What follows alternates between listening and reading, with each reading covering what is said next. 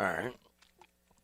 So you go to the dashboard, and there's a lot of people that have subscribed. So I don't know how to do this. Yeshibagushka, pa-pa-la-la-ta, pa-la-la-pa. Somebody have my cell phone that will text me. Am I on or not on YouTube? So here's what I'm going to do. I'm going to sit here and wait until somebody texts me if I'm on YouTube. Lupu, you know what? I'm gonna wake up Lynette and see what she says. Go, hey, you guys have a bougie, and she's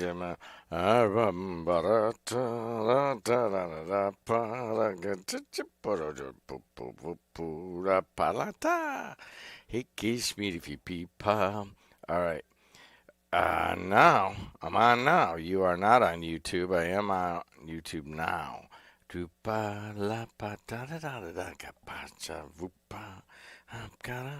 come I can't get it on my phone? Oh well, who cares really? You know what I mean? All right, so I just want to see the people talking in the chat. All right, bring Chuck in. There I am. All right, now how do I get the chat board over here? Okay, good morning, everybody. Hey, what's happening?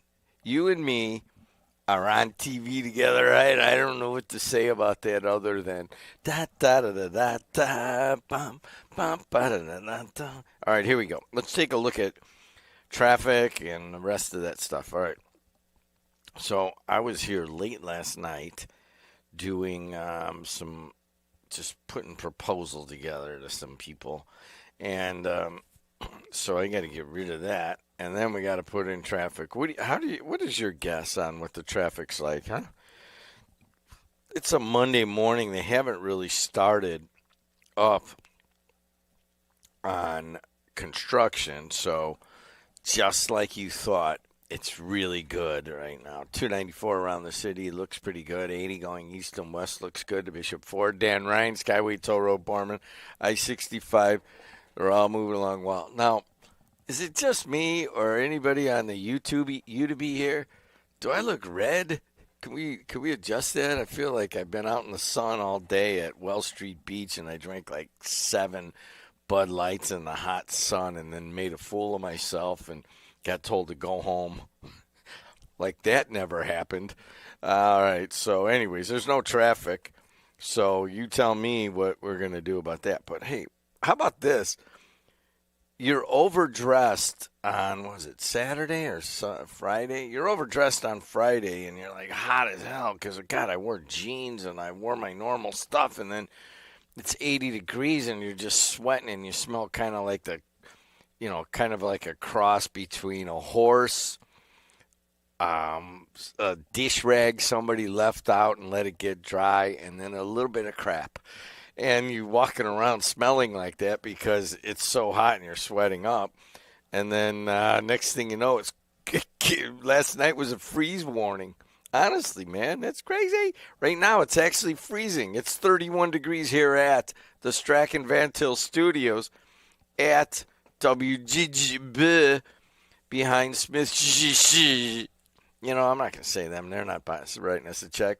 All right, so what am I located? Oh, YMCA isn't either. Well, nobody around me is, so just here at 6405 Olcott in a 75-year-old bunker, all by myself, talking to a bunch of computers, including all you people watching on YouTube. I am filling in for Chuck Pullen, who often has Bob Starkey or he has some other goofball. What? No, Starkey's not a goofball, but Chuck Pullen's a goofball. So some other goofball other than Chuck Pullen. Does that make sense?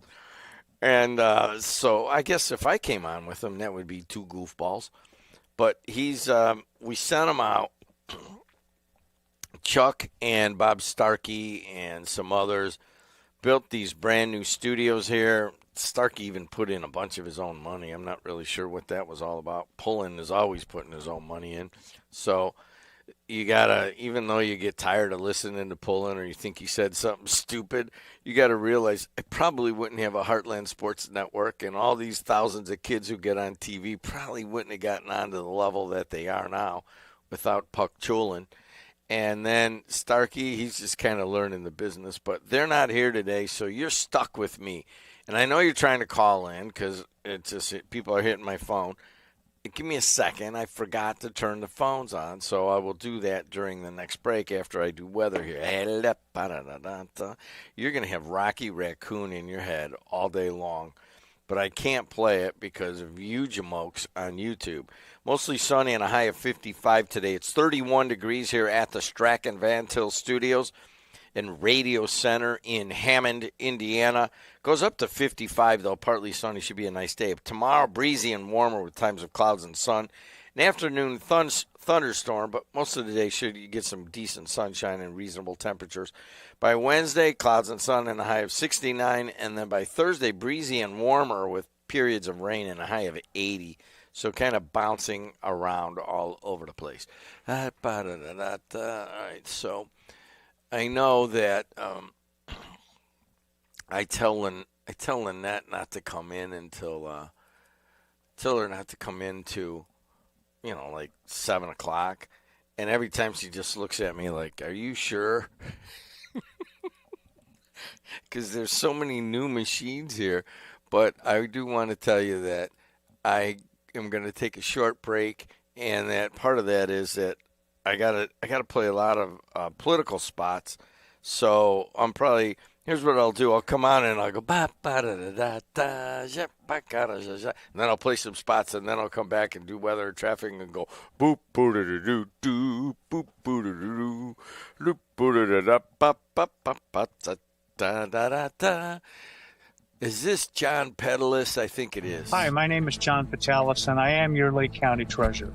Your Treasurer's Office is responsible for the collection of over $1 billion per year in money that belongs to you, the taxpayer. I am asking you for your support and vote on Tuesday, May 5, as I seek re-election to this very important financial office. For public service and not self-service, please remember me, John Petalis, for your Lake County Treasurer. Paid for by the committee to elect John Petalis. State Senator Dan Darnell was supposed to be different. He promised to fight for Hoosier families and stand with President Trump. He failed. Darnell voted against President Trump's agenda in Washington. That hurt Hoosier families, and he voted to let a Chinese company buy Hoosier farmland, putting China before us. Dan Darnell, opposing Trump, voting like a liberal, letting us down. A disgrace. President Trump has endorsed conservative Trevor DeVries for state senate, a real Republican who will fight for Hoosier values. Trevor DeVries will stand with Trump, protect Hoosier farmland from China, defeat the liberal agenda, and never let you down. A true America First conservative. The right choice for Indiana. Endorsed by Trump, Trevor DeVries for state senate. Election day is May 5th. Paid for by American Leadership PAC. I'm Jerry Williams. For over 35 years, I protected Lake County as a state trooper and interim police chief of Gary. This is my home, and keeping our community safe has been my life's work. I've dedicated my career to fighting crime. Now I'm running for sheriff to get the job done and deliver real results. As a crime fighter, not a politician, I'd be honored to have your vote. Paid for by the committee to elect Jerry Williams for sheriff. All right, I can't play any music on the way in, so it is what it is.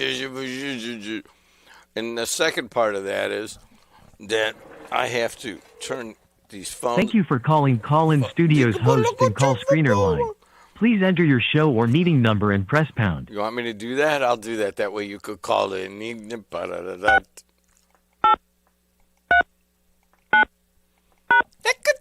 Enter your 6-digit PIN number. Da da da da da da. 9241249.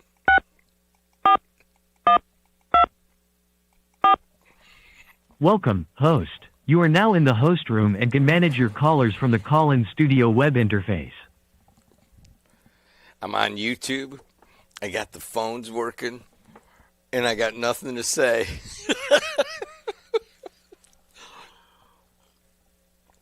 You know why?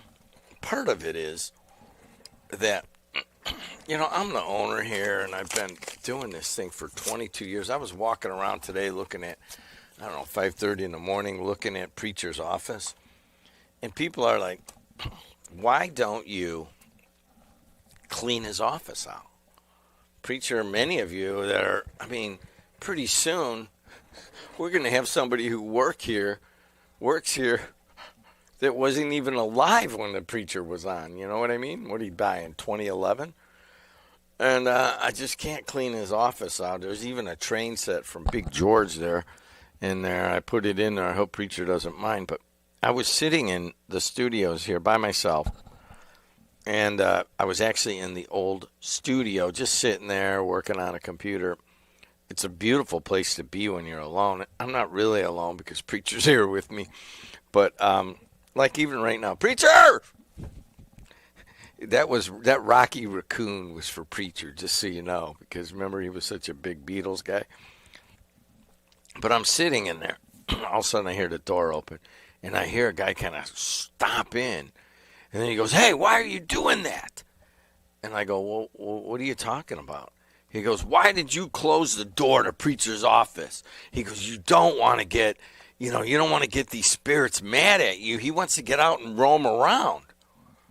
And I'm like, wow, I guess I hadn't really realized it. I don't think I necessarily closed it. I think people have been here cleaning and rehabbing things.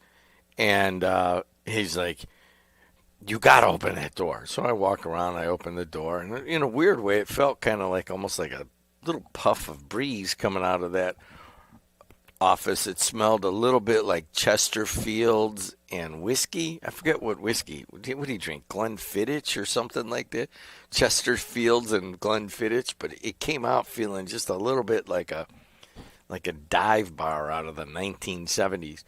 And I'm like, all right, well, now the door's open. Do you feel better? He goes, "Yeah, you got to leave all the doors open because Preacher wants to roam around. He loves this place." Okay, I thought you didn't believe in ghosts. No, I just don't believe in coming here. I hate coming here. But anyway, so Preacher's roaming around. And all we got is traffic and weather. It's only a high of 55. It's below freezing in most areas right now. 31 degrees at Labor's Local 41. It is 30 degrees at Ironwork. Labor's 41 is in Munster. Ironworkers 395 is in Portage. And the guys and men and women sitting out on the picket line at BP are sitting in 31-degree weather along Indianapolis Boulevard by the Glass House.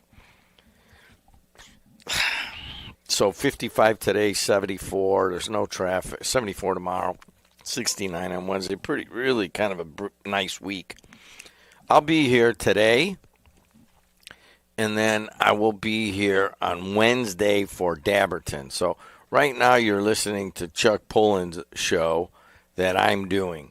Now, when Lynette gets here, I don't know how to do this on the new phone system, but I want to call Chuck Pullen because he's in Las Vegas, and I'm pretty sure that is 2 hours difference, right?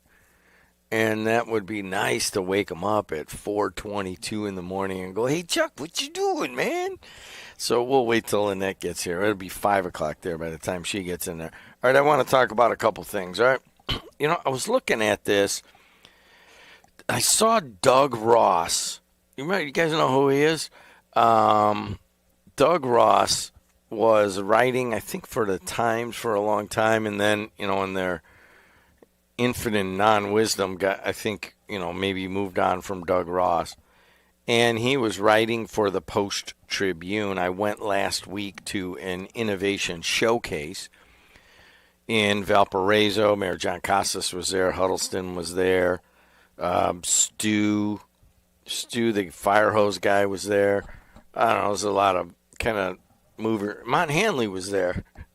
He's been lifting weights like you wouldn't believe. I'm like, who are you, man? What do you do? Oh, I just lift weights all day. Mont Hanley used to be the entrepreneur in residence down here at the Purdue Northwest Commercialization Center, where we used to have our studios until Purdue kind of made it a cybersecurity center and kind of moved out all of the entrepreneurs. And but anyway, so there's really, I don't think there's any left over there, and at least none I know of or see. And but Mont was there, and I saw, who else did I see? I said Matt Wells from Purdue here. I mean, there's a lot of people out there. But one of the people I ran into was Doug Ross, and Ross wrote an article today about what's going on at 177th. Okay, now, evidently there's some sort of disagreement, and I read the article. I'm not going to go pull it up right now. But 177th, I have a question for you guys, and somebody's got to call me or text me. You know what? I'll even bring up the Udemy here, and one of you people on Udemy could answer that for me, right? But, hey, good to see you, all of you on right now. I appreciate it. All right, so evidently there's a disagreement between Hammond and Highland. So 177th goes along the expressway. And I believe, you can go, and at the first light on Klein Avenue, if you're going south off the Borman, you hang a right and you go into this really chewed up road right next to the, what do they call that, like swampland where Gollum lives from way back when. And then you go and you curve, and then there's Kaplan's fireworks, right?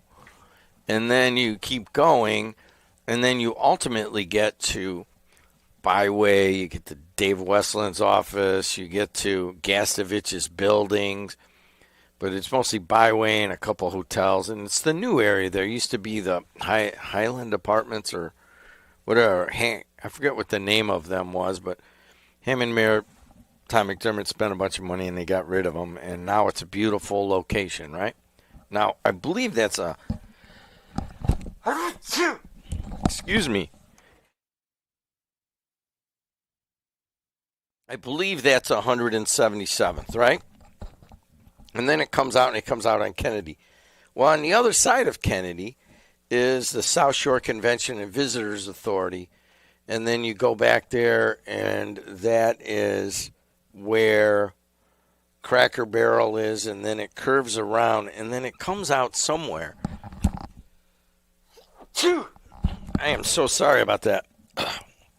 So it comes out there. So evidently Highland doesn't want to take care of that section of road. They say it's only a short section, and most of it is in Hammond's, and all the business, it only just serves businesses in Hammond. So I'm guessing that it's between Klein and Kennedy, that 177th. But it could be between Kennedy and 177th goes out to Indianapolis. Now, I don't know where that comes out. Where does that come out? So you go on Kennedy, and then you go towards Indianapolis, and doesn't it run? So Kennedy, 170. I don't know that road very well. So ultimately, they're arguing about it, and Ross wrote a pretty good article about it. And let me just look it up real quick. But do you guys know if it's between Klein and Kennedy or Kennedy and Indianapolis? That's my question. I wasn't clear from the article. And why Highland and Hammond are arguing about that. Does that make sense? So Highland doesn't want to pay the money. If it's the part between Klein and Kennedy, I get it, man. That is just awful there. I ride my bike over there sometimes, and it's just awful. All right, so let me see if I can read that article. So let me see. Doug Ross, written by an award-winning journalist who just doesn't get the respect that he deserves. I know that he is, covering a number of these things, and, they have to do with kind of like policy making. So Hammond Mayor Tom McDermott blasts Highland over a road closure. Now, here, I'm watching the chat on WJOB 1230. So here you go, and no one's answered that for me. It's between Hammond Mayor Tom McDermott took Highland to task over plans to cut off a major shortcut for area motorists. McDermott asked at the NERC meeting what role NERC could play in disputes between municipalities. Highland plans to make the temporary closure of 177th Street permanent. Okay? Highland Clerk Treasurer Mark Herrick reached out to the South Shore Convention and Visitor Authority President Phil Talon to discuss $730,000 cost of repaving 177th. The road serves no purpose to Highland and is used by truck traffic to serve those business in the industrial park, which are in Hammond. Since the entrance off Kennedy was narrowed, the trucks cannot use that entrance. So which way off Kennedy? I don't get it. The council wanted to approach you first before abandoning the street and closing it, the email said.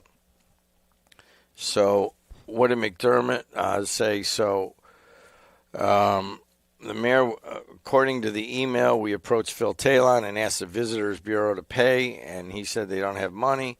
So now that the road is closed, we want to permanently close it. The mayor was not happy. So closing, the mayor said 177th is a popular shortcut to Kennedy Avenue that he doesn't want closed. Closing the road could affect economic development in Hammond. Seems like NERC, there's a role there for NERC to play. So NERC, I used to cover them a long time ago, and maybe or maybe not, this is one of the things they do. I'm not really sure what they do. But 177th is in. Nobody has put in there. I don't know if it's between Klein and Kennedy or Kennedy and Annapolis. Anybody care? Does anybody want to call in and talk about that? 219-845-1100. Certainly the actual closing of the road is an issue, especially if it's expensive. It's over there by the SSCVA, so I'm guessing it's between Kennedy and Annapolis, but either way, what you have here is the mayor of Hammond getting into it with basically the whole town of Highland. And this is something I'm going to ask him to explain when he comes in here Wednesday at 7 o'clock. Mostly I want to talk about the Bears, but we have to also talk about 177th Street, which is what you want to talk about too, right? Is you want to talk about are the Bears coming. In the beginning, I thought it was just another ploy, if that makes any sense, by the Bears to get a decent deal out of Illinois, and it might still be that, right? But is that really what it is? I mean, if you really think about it, you are looking at an amazing piece of land where you can see the city. Have you ever gone up on Brian Lowry? You know him? Brian Lowry works at Cal College, and he was telling me about the place. I guess they built some sort of balcony at Cal College that you can look out and see the lake, and you can see all the church steeples, and you can see all the way to downtown. You can see the Skyway. Now, I'm a huge fan of that area. I mean, if you get up on one of the hills, like if you get up on the balcony at Lost Marsh, it's one of the best views you're ever going to get in the state of Indiana as you're looking out at Chicago and all the factories, and you're way high up. But Lowry said to me, hey, listen, you got to come out. You got to go on the balcony, man. He goes, I'm telling you, it will blow you away. I'm like, all right. I'm going to go out there, and I don't know. I told him I'd come out this week. But lo and behold, I saw a picture in the paper of that balcony and that view. And just from the picture, it's beautiful. I mean, if you love industrial landscapes, you can't beat it. So now you're sitting in row 54 at the Hammond Bears Stadium, and you're looking out, and there's Lake Michigan, you're just like Soldier Field. You're cold as hell because it doesn't matter. You're cold or hot as hell. One of those two. They never have a game that's 62 degrees and sunny with no wind. I'm pretty sure that's never happened in the city of Chicago or in Hammond along the lake. I've never played golf at Lost Marsh when it wasn't hot as hell with no wind or below 60 with plenty of wind. There's just never really great days along that area. Now, I know you people in Whiting are like, what are you talking about? Hey, it is what it is. So you put that stadium there, it will have amazing views. You will have the access to downtown like 12 and a half miles or something like that. But the biggest part, and this, these McCaskies are smart. The biggest part is they'll pay a tons less taxes. And when people come to play there, they get taxed on their money that they made in that venue. It's going to be a lot less than it would be in Illinois. That stuff adds up to millions of dollars. And believe me, a little public relations hit they would take for going from Illinois to Indiana would in my mind, would probably be well worth the risk to move here. It really would be. It would be a better economic decision. Now, probably what's going to happen is the Illinois legislature is going to get together and they're going to give the Bears the House, and then that's just how it's going to be, and they'll wind up in Arlington Heights, where we knew they were going to go all along. I do have to have one caveat from there. If they say they're going to Arlington Heights, can I have the Colts on the radio? Serious. I have tried several times over the years to get the Colts on WJOB. Hey, you know what? The state of Indiana built you a stadium. I mean, all the roads, all the infrastructure, we're all paying in one way or another for the Colts and all the people to get there and to deliver things. And one time, I think the lead announcer down there, he said, hey, listen, you can try to get us, and we would love to be on WJOB, but there is a gentleman's agreement between the McCaskies and the Irsays. In Indianapolis, Colts are owned by the Irsays. Of course, Jim Irsay just died, and the McCaskey family is descendants of George Halas. And I'm like, come on, man. What? I already have talked to a couple of sponsors who are like, dude, I'll sponsor the Colts. Yeah, you would. And but the Bears said no. Now, if they're going to move to Arlington Heights, they're going to move the other way. Now, if they stayed at Soldier Field, I can understand it because it's not very far from here. I mean, you could literally in the middle of the night get there in half an hour. And I've ridden my bike many a times to Soldier Field and back, and it's not that far. I get it. But if they move to Arlington Heights and they're saying, hey, we used you, Indiana, one more time as a chip to get a nice stadium. The first time they did it, they used it as a chip to get the city of Chicago to redo Soldier Field. And are they using us as leverage again to build Arlington Heights? I don't know the answer to that, but I want them to come here, and I want them to make that decision, and I'll be a Bears fan no matter what. But if they do go to Arlington Heights, just relent and let me have the Colts. I know there's a monopoly, and you can somehow we're considered Chicago's and not Indiana's. But, at the same time, the Colts are up here, and they're giving $5,000 to every high school that wants to put in flag football. And, okay, thank you, but how can they come and give the local high schools that we are all around here? The Bears aren't giving them $5,000. The Colts are giving them $5,000. They're in this market. And, I just can't put them on the radio. But, hey, you know what? You don't want to hear me talk about that. Let's take some phone calls, see how you guys have been. I have no idea who this is, but I would like to tell you thanks for calling in. Hey, you're on the air. How are you? Hey, good morning. I just wanted, just first I've heard about Highland wanting to close down the access off of Klein Avenue, but that would be absolutely devastating to those businesses. All right, wait a second. All right, I don't know if it's Klein to Kennedy or if it's Kennedy to Indianapolis. Can you answer a question for me? I know you went to Gavitt, right?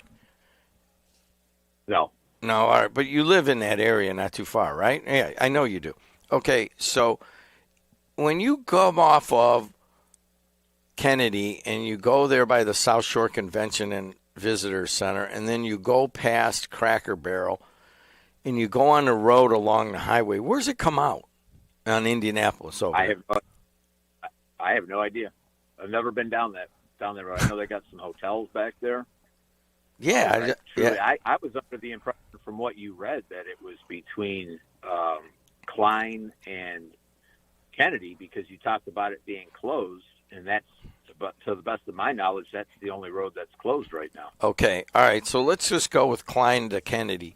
So you come off of Klein, and then you get on that access road and you start heading north. At some point, it goes over to Little Cal and becomes Hammond, right? And right now, I believe that's where they're redoing the bridge over the river right there. That's where it's closed. So 'cause I just went down Klein this morning and looked over, and it looks like, to me, it looked like that's where they're doing the bridge. And that is closed. You can't, they tell you at Kennedy Avenue, no through traffic, and then other than construction equipment, I don't believe anybody's allowed onto that frontage road off of Klein. But if that is the road, and somebody please, correct everybody, or somebody call in with what the real information is, but if they close that road, that would be absolutely devastating. You see all those businesses that are right there off of I-80. There's businesses behind that, I believe there's a bakery back there. There's an ambulance. Pomp's Tire there is right in front. They've got semis coming in and out all the time. You got that pipe outfit right there. That's a huge business. You see their semis parked out in front every day. So if I find it hard to believe that legally Highland, Indiana can just say, you know what, we're just shutting this road down. I mean, that would be about as up. Even though they're not in Highland, that would, I think, be one of the most politically stupid things somebody could do, because you're saying, hey, screw all these businesses. There's no way those trucks could come in off of Kennedy Avenue and go through that silly circuitous little route that Hammond put in with the trees and all the nonsense there to try to weave their way around and get to those businesses. But I would just think, from a purely political perspective, anybody could look at Highland and say, you're going to put these businesses out? Well, from what I understand, but think about it, you got to be stewards of the money, right? I think the treasurer. Yeah, you got to be stewards of the money, but when you put, God, I don't know, hundreds, 1,000 people out of a job because you can't get a truck back there. Well, I mean, what's a steward of the money? And some of those people live in Highland. Some of those people probably shop in Highland. They go to lunch and stuff in Highland. If that's even accurate, if we're even talking the right road, but again, that's the only one I know of that's closed down. But that would be one of the most politically stupid things I think anybody could possibly do. Well, let's take the other side of that, okay? He's saying it'd be $730,000 to fix that stretch of road, which is awful. You can't ride your bike on it barely, and you got to ride in the middle of the road because both sides of the road are chipped up between that light on Klein and then as you get closer to like Kaplan's and all that, right? So should Highland have to pay that if none of their businesses are serviced by that road? Does that make sense? It's a bargaining chip. I think it's a bargaining chip for Highland to say, Hammond, come up with some money for this. And Hammond would be just as stupid if they didn't come up with some money for it. What I'm waiting for is for the next McDermott lawsuit. What do you mean? He's good at suing. Well, he was suing everybody at one point over water or sewers or whatever the flow rate was into Hammond's water reclamation. I mean, he was throwing lawsuits around left and right not that long ago. I mean, he was suing if you were breathing, you were getting a lawsuit put against you. So here's the deal, though. Maybe that. So if Hammond does come up with money, think about this. If Hammond comes up with money to fix that stretch of road, say they say, all right, we'll give you 400 and you do 400 and we'll get the whole thing done, right? And they come to the middle and they each pay half. Hammond is paying to do a road in another municipality. I don't know if I've ever heard of anybody doing that. But it's not all in Highland. Because once you come around, all of those businesses on that frontage road have a Hammond address. I get it, but what we're talking about, the piece of road in Highland, that's the one that's bad. And then Highland gets, I guess, some sort of an estimate. Oh, it's going to be $750,000 or so. And they're like, well, why should we fix that even? It doesn't even service anybody. We could just close it. No one in Highland's going to care. I don't know, Jim. You know, people are pissed off about NIPSCO being locked out. People are pissed off about BP being locked out. When a government decides they're just going to shut down a whole bunch of businesses, I'm not a politician. I'll never be one. But I think it would probably be one of the stupidest political moves that had been perpetrated in Northwest Indiana is to say, we're not going to fix this road. Pomp's Tire, you're closing. Porter Pipe, you're closing. Ambulance company, good luck getting in and out on Kennedy because that's the only way you can go. There's a bread company back there. I believe it's still back there. Guess what? No deliveries. Wait a second. Every single one of those. There's a hotel, a couple of hotels there too. Isn't that where that kid strayed out of the room and then died in the river? Yep, that's the place. All right. That was sad. All right. Well, hey, man, it's good to hear you. You know, one thing that you said that kind of makes a lot of sense is that people are pissed off right now. And it just seems like people are angry. And quite frankly, they have a lot of things to be angry about. But here local, those 2 lockouts, man, that really kind of got a lot of people that I normally don't comment on things to me, you know, trying to fill my ear about corporate greed and, you know, that angle of life. I mean, these 2 lockouts at the same time are, first, never really happened, and second of all, has pissed off a lot of people. They have, and I called in, and I forget which show, but U.S. Steel's got some contract stuff coming up, and so does brain cramp. Can't think of the other one. What's the other steel? Cleveland Cliffs. I believe they both have some contract work to do. So it's going to be interesting to see how this all plays out. I never thought I'd see the day where BP, well, actually, I never thought I'd see the day where BP was going to make their money with windmills and solar panels either. They're never short of stupid ideas in BP, but that was unbelievable. I thought that they actually locked out their workers. To me, that was a slap in the face. But BP has not been. Some others will argue that they've been a good corporate neighbor and citizen and all that nonsense. But you're older than I am. BP used to be a real corporate citizen as far as helping out with bills for roofs and community centers and whiting. And I'm going back decades.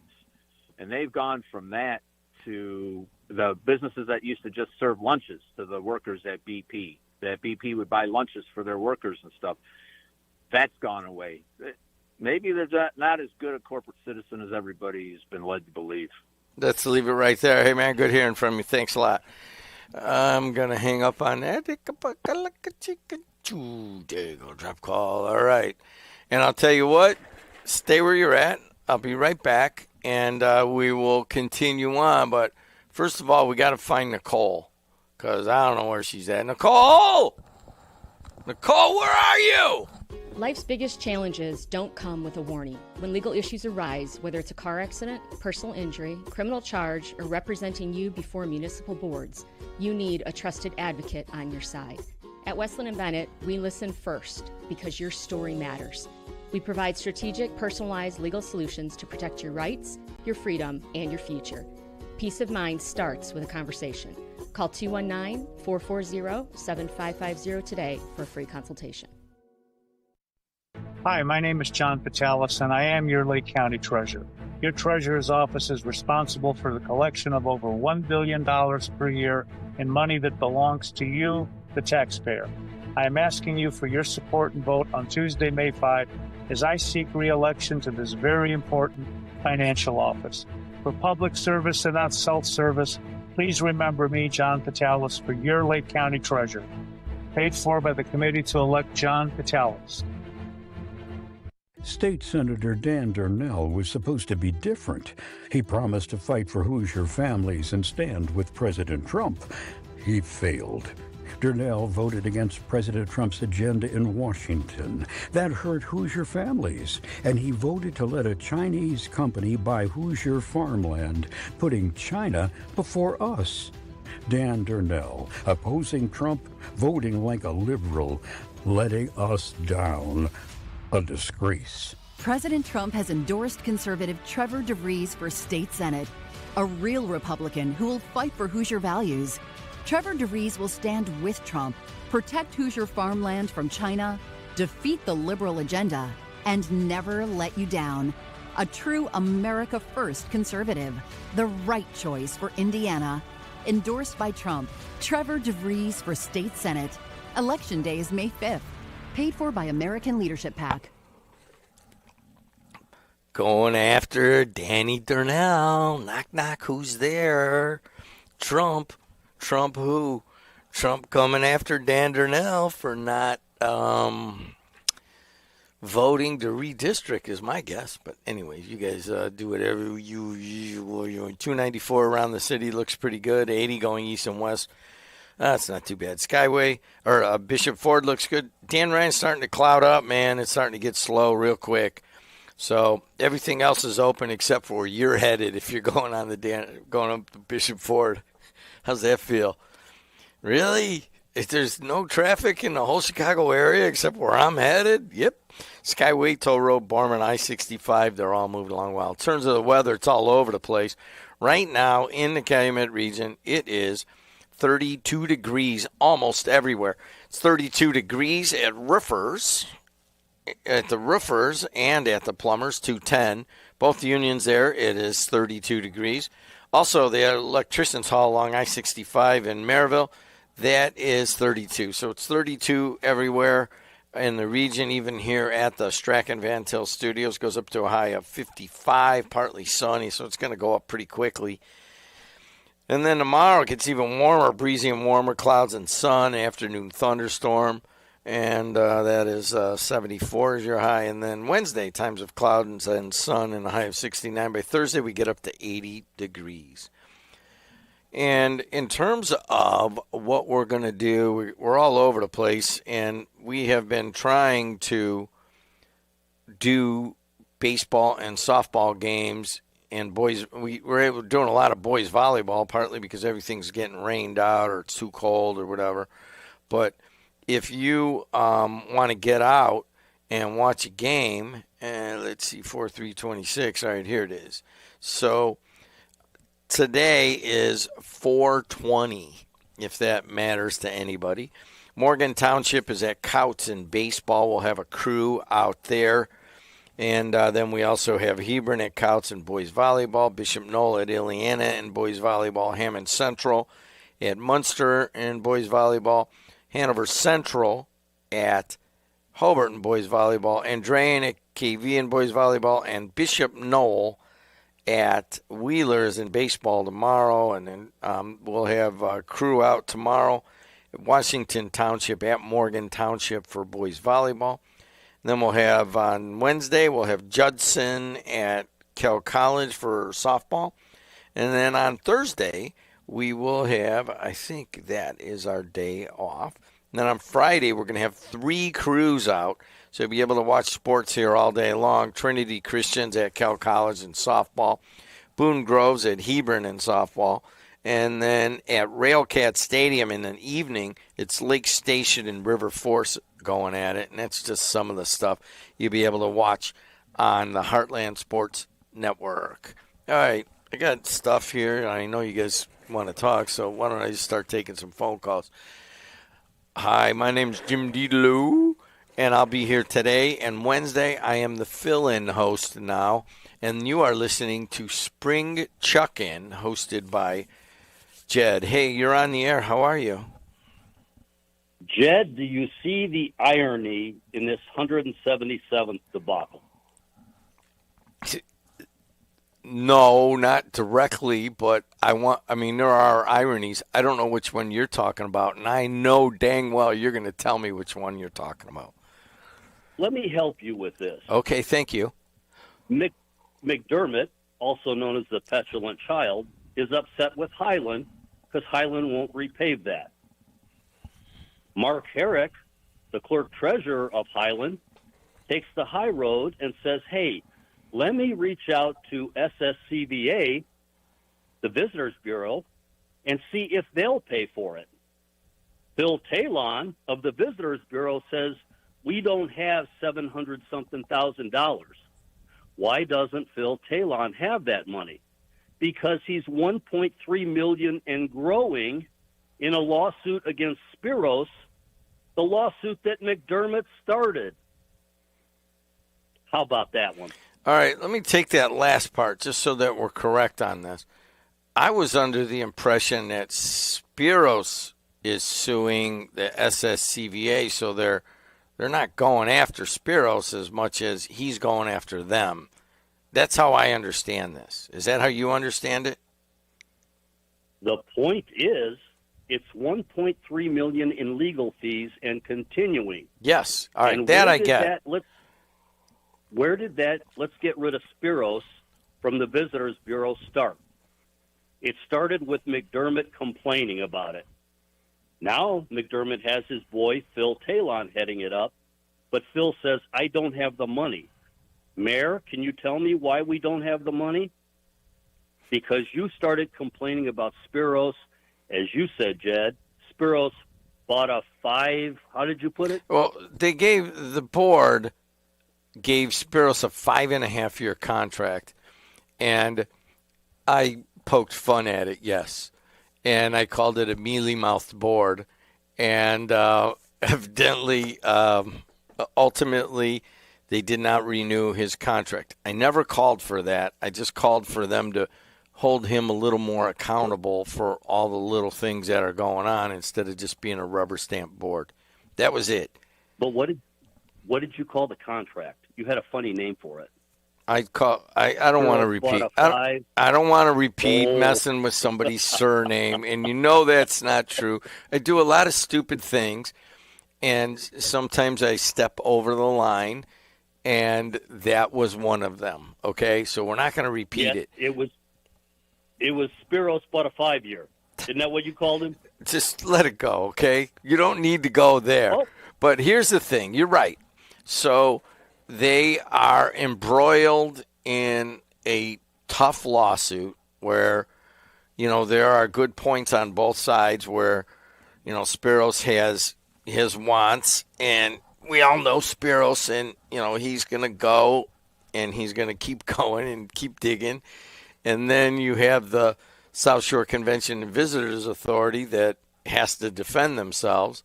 And as Michelle Quinn pointed out, she says it's $1.3 million in legal fees. Yes, that is an issue that has to be dealt with. But the issue of the South Shore Convention and Visitors Authority fixing a road, this is a tough issue. You're asking an agency, you're asking a city, you're asking Hammond to pay for part of the Highland Road, and then Highland's got a good point, and they're like, dude, we don't need that road. It just goes to Hammond. So we'll just let it close because it's all chewed up, and everybody knows that.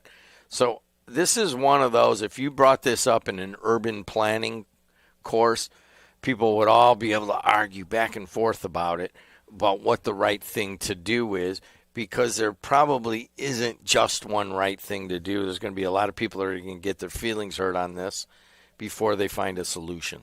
That's my guess.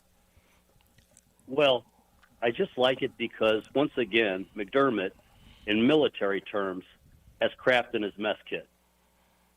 because the SSCBA would have the money had it not been for a lawsuit that McDermott started with Spiros over just a urinary Olympics. Good job, Spiros. Good job, Tom McDermott.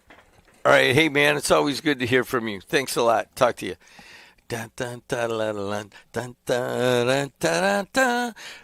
think I got plenty of other stories to talk about, but I just as soon talk about whatever's on your mind.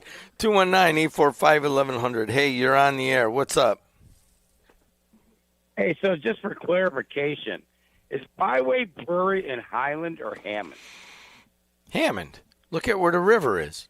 River's to the south of it. Okay, so and you're talking about that little road right across from Wendy's where it starts, where you drive into Byway? Is that the stretch you're talking about?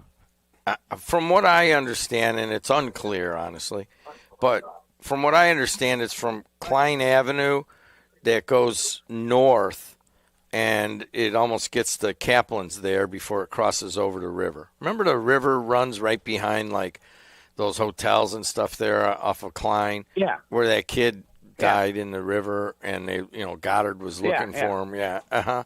So, from what I understand, that's the stretch.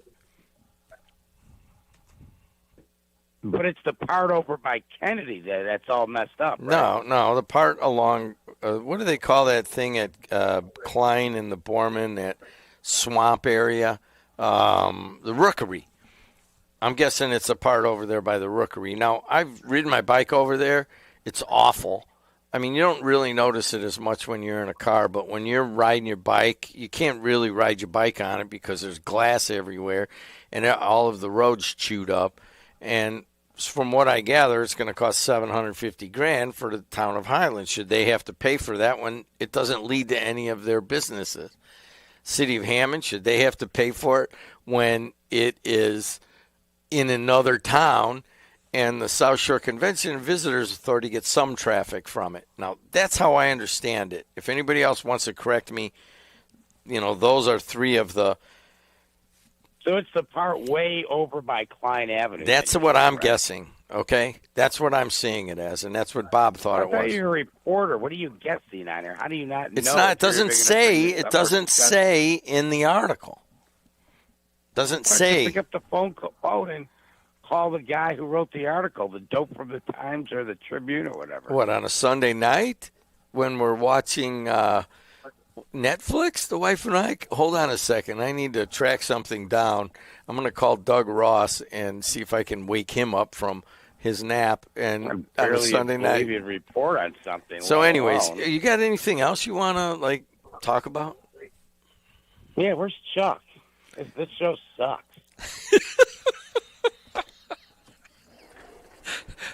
All right. Hey, it was good talking to you. It really was. Thanks a lot. Dun, dun, dun, dun. I don't even know how to drop your call. So, are you still there? All right, good. Hi, how are you, Lynette? I'm taking a phone call. Hey, you're on the air. How are you? Good morning, Jed. What's going on with Reagan Hatcher? Another riveting. I just sent you that. Why don't you read that? It's all legit, man. It's legal stuff. I click on your link and all. I click on your link and all I get's a picture of Reagan Hatcher. So you tell us. You should go into your. I sent you a text message. All the articles in there. No, it's not in there. It's just a picture. Well, okay. Attorney Trent McCain, has filed an ethics suit that he's petitioning the Attorney General to investigate Representative Reagan Hatcher for ethics violation because she makes $78,000 a year as a state rep, and she makes $123,000 as the director at the Gary Sanitary District, which is from what I've told, since I'm just a truck driver and not an attorney, that's a Hatch Act violation. The same thing happened to Mary Brown a few years ago, probably 10 years ago, and she had to give up her job there. So that's kind of where we're at. We're at the start of it, and I know the Hatcher her team has no comment. The mayor has no comment. All of a sudden, everybody loves the podium till it comes to something like this, and nobody wants to say anything. What do you think? Well, here's what I think. I think that I don't know anything about it, and I can't even open the article, and I'll read it overnight, and when I come in Wednesday, I'll be able to talk about it. But I will tell you this, that Colby taught me a long time ago, in that run-up to an election, to a primary, that you have to be very careful about allegations being spread on the airwaves that have not been proven, nor has anybody been, adjudicated in any way. In that people will bring stuff up, and I'll give you a number of examples. My wife worked for Judge Peter Kadick in downtown Hammond, and I think may have been the day before or a few days before, the Indiana State Police came in and raided his offices, and then it was all on the front page, and it looks like Kadick did something wrong, and then he loses to I think it was Diana Cross Gonzalez, who was a Republican, and of course the Indiana State Police are often very Republican controlled, right? So it was really a well-timed raid. And then a few weeks later, they came out and said, hey, we didn't find anything, but thanks. And Diana Cross Gonzalez won the election. And I was like, can they just do that? And I'm like, yeah, I'm going back to what Colby's told me. And I was like, dude, you cannot, you have to be very, you got to be very cognizant of that. Now, let me ask you a question. Are you a supporter or are you on the other side of Reagan Hatcher? I support what's legal and ethical. That's what I support, no matter whose name's in front of it. And again, you're absolutely right. Everyone is innocent until proven guilty. So that's where I stand. But you didn't answer my question. Sure I did. You answered my question. You answered my question like someone who is really strongly in the political game, not like Dave from Highland 10 years ago. I'm so sorry to disappoint you. I won't sleep tonight. Do you understand what I'm saying? In that I will have this talk with every host that comes in here and tell them to watch out for things like this. And I don't know. Maybe it's real. I'll give you another example. I'll give you another example. That should be a weak meeting for you. I'll give you another example. Now, remember in St. John, some guy was ripping out signs, and he was supposedly doing it on town time. And I forget what the name of that guy is. He was a Republican operator for ages, and he calls my personal phone, and then he calls on the air, and he's like, Jed, aren't you upset about this? And I'm like, listen, you can ask me to look into it after this election that's coming up in like 4 days. Right. But that's it, man. I'm not gonna do this right now. I mean, well, I just sent you the article. I blew it up for you. I'm looking out for you. All right, there it is. Thank you. All right, so I will definitely look. Now, this is... Yeah, take a look at it. This is by 411 News now, because I couldn't find it in the Times. All right, so this is by whatever. So we don't even know exactly who wrote it. So I'll look at the article and read it. But do you understand what I'm saying? This run-up here, especially right now. Like, say if something came up in the sheriff's race about one of the candidates, that's going to be planted by somebody, right? I mean, absolutely. I mean, there's all kinds within smaller ones that you haven't even heard of, lawsuits within the county. Yeah. And ironically enough, they all come out, 2 weeks before election.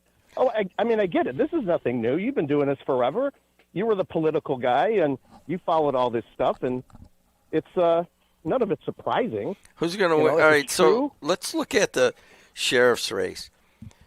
Oh, that's a tough one. Woo! Why is it so tough? It's because it's tight. It's a tight one. It is very tight. And it sure is. I mean, it might not come out like that at the end. I mean, you know, as far as I see it, and this is just me sitting from the cheap seats, we're lucky as hell to have so many good candidates. I don't remember. Really? I don't ever remember any race I can think of that had so many qualified people running for it. Okay? I agree with you. It's stacked with good people. It really is. And I think that if you look at like the Gary vote, which is often as a block, looks just from looking from the outside, it looks like it's a little bit divided in that you have longtime Gary guy, Jerry Williams, running a ton of spots here. And then you have Jenkins running because he's out of Lake County. Isn't he the deputy chief?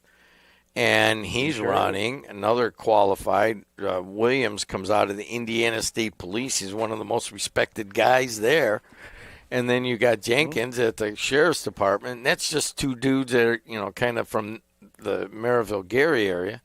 And then you have Chief Flores. You got Flores, who's a chief.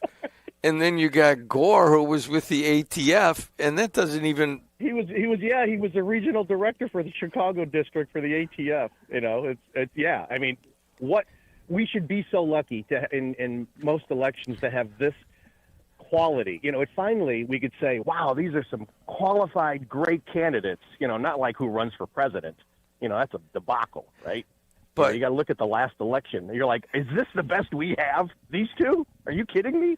Then you look at our sheriff's race, and it's just phenomenal. You know what? If you really look at it, in our and I forgot Trakovich there, also on the Lake County Sheriff's, right? So, you have, I mean, that's 5. I know there's a 6. I don't know who that is. There's David Crane. He's a former sheriff's police, and then there's another one. So, I mean, you know, you could make the argument. Sanchez is another one. You could make the argument that we have better candidates for Lake County Sheriff than we did for President of the United States. Oh, absolutely. Isn't that crazy? Hey, man, good to talk to you. Thanks a lot. All right, guys, I'm going to take a short break. And we'll take a short break. And then Lynette is here, so this show will go much more smoothly and have some structure to it and won't suck, as Mad Mac just said. I'll be right back on the Voice and Face of the Region. I'm Jerry Williams. For over 35 years, I protected Lake County as a state trooper and interim police chief of Gary. This is my home, and keeping our community safe has been my life's work. I've dedicated my career to fighting crime. Now I'm running for sheriff to get the job done and deliver real results. As a crime fighter, not a politician, I'd be honored to have your vote. Paid for by the committee to elect Jerry Williams for sheriff. This is National Work Zone Awareness Week. I'm a victim of being ran over by a semi while I was flagging. The person wasn't paying attention and they hit me with their vehicle. I seen a accident where we were the first people to walk up, and that picture will never leave my mind. I've seen people get hit before. It's been horrible. Construction zones on roadways and bridges are more than just cones and equipment. They're the workplace for thousands of dedicated union laborers. Everybody has a family that they need to get back home to, so please just pay attention to us out here while we're working. We all have family, and I know it's a pain in the ass, but we're trying to make the roads better for y'all. We're doing this for everyone. We're hardworking Hoosiers, just like you, and we all want to make it home safely. People would just take a couple seconds to pay attention. Be aware of where we're at, where the cone zones are at. We're all in this together, and we're all just trying to be safe. This is Brian Short, Business Manager for the Indiana Laborers District Council. Everyone deserves a safe place to work. Do your part in the cone zone. Slow down, save a life. We're all in this together. A message from Laborers International Union of North America and affiliated locals. Hi, my name is John Patalis, and I am your Lake County Treasurer. Your Treasurer's Office is responsible for the collection of over $1 billion per year in money that belongs to you, the taxpayer. I am asking you for your support and vote on Tuesday, May 5 as I seek re-election to this very important financial office. For public service and not self-service, please remember me, John Patalis, for your Lake County Treasurer. Paid for by the committee to elect John Patalis.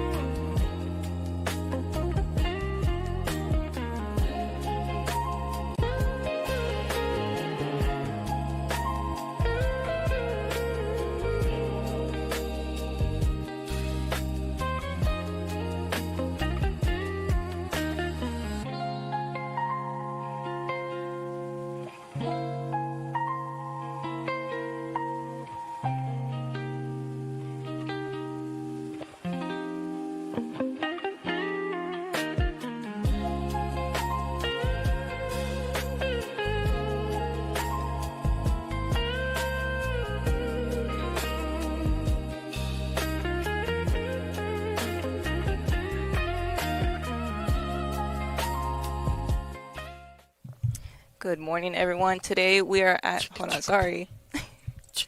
Today we're at 36 degrees with highs of 56 and lows of 44. It's going to be partly sunny, and then the rest of the day should be mostly clear. Then tomorrow on Tuesday, we'll be having highs of 74 and lows of 53. It's going to be breezy and warmer with times of clouds and sun. An afternoon thunderstorm cannot be ruled out. Then Wednesday, we'll be having highs of 69 and lows of 55, and should be mostly cloudy. You waiting for me to talk? All right, I'm coming soon. For some reason, I'm getting shorted out, and I can't hear this thing. Is that all right? I feel like I'm in a. Are all these other ones off? Because I feel like there's an echo. No, they're off. They're already off. Like Manny Moda. All right. In terms of the traffic, 294 around the city looks pretty good. 80 going east and west looks good. To Bishop Ford, Dan Ryan.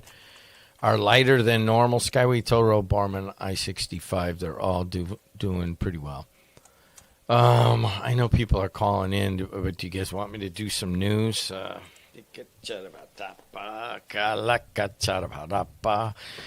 let's take some phone calls. 219-845-1100. You are on the air. How are you? What's happening? I'm good. You? How's your life? Good. I really don't understand Scott Miller running after he is scouted with funds and has done so many terrible things. And that's my dog coming in. It's really crazy to me. And all right. Also, so first of all, you don't have any possible adjudication that Scott Miller. I know, but you said something that has not been backed up, as far as I understand, and that is very dangerous going into an election. Okay, well, that's your take, but we know the truth.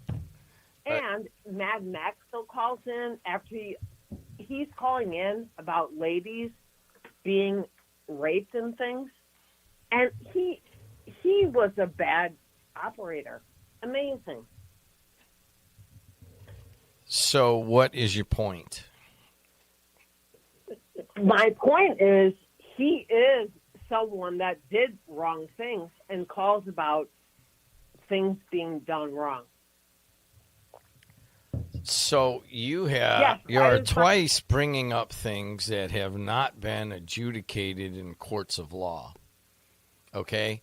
And I understand what the, talk on the streets are and what, the people being upset about certain things, but to be fair to anybody is you are bringing up things that just aren't being backed up by the legal system.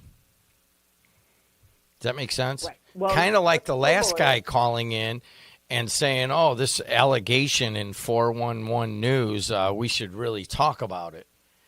And I understand that if these things are true and they go to court and then we can talk about it and there was a jury that decides whether somebody's innocent or guilty. But when that hasn't happened, you know, you can't even really talk about it. I mean, you can have your opinion or you can let it slip out, but that's not what I do.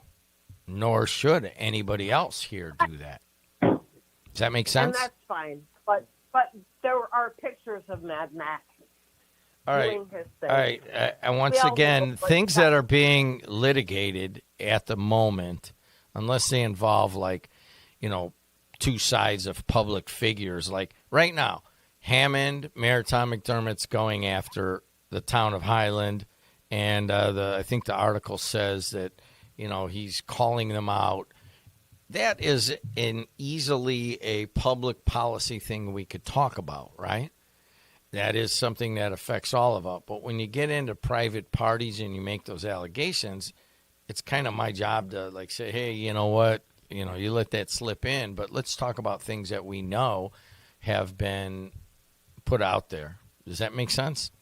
Well, Scott Miller was not a public, not a private party. He was in charge of Hammond Schools. And I am unaware of any criminal wrongdoing by Scott Miller. Okay, well, fair. I mean, if you are, send it to me in an email and said, oh, this is a court document that says this. Because right now, he's in the middle of a primary fight for a seat on the Lake County Council. Dave Ham's old seat, right? Yeah.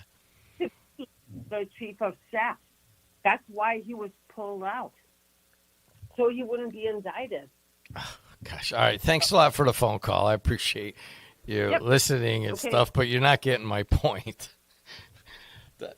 You know, Joe Hero, that was the guy's name. Joe Hero called me, and he called me again, and then he called me again, and he's like, this town manager for St. John was stealing signs on the town's time, on the town's property or something like that.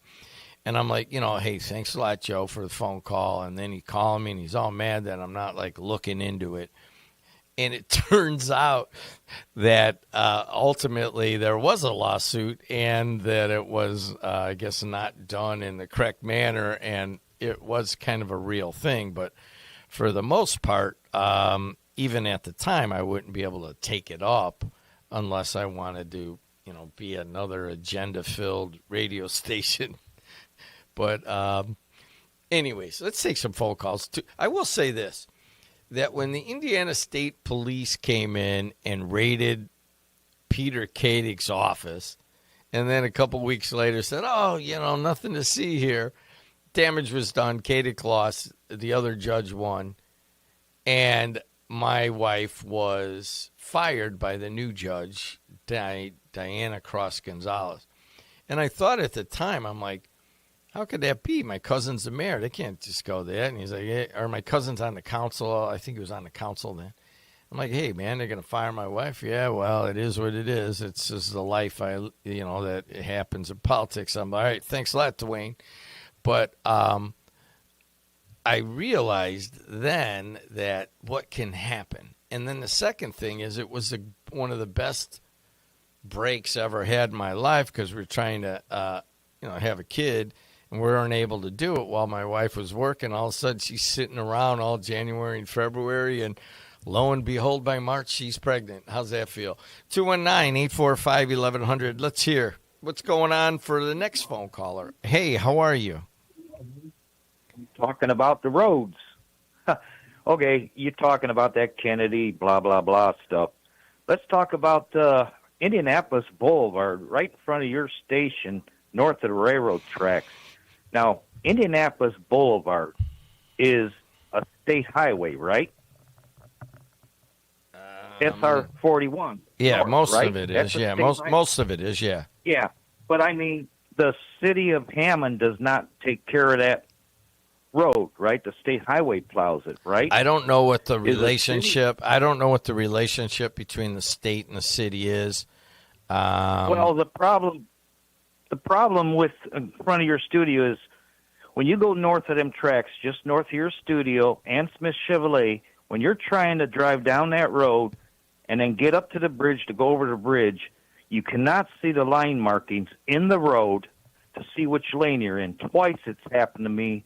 I'm trying to get over and go over to the bridge to go to Big Frank's, and I'm halfway in the left turn lane and the left lane, and cars are honking at me because simply I cannot see the markings in the road of which lane I am supposed to be in. So last week I stopped, took pictures of that, sent that to the state of Indiana.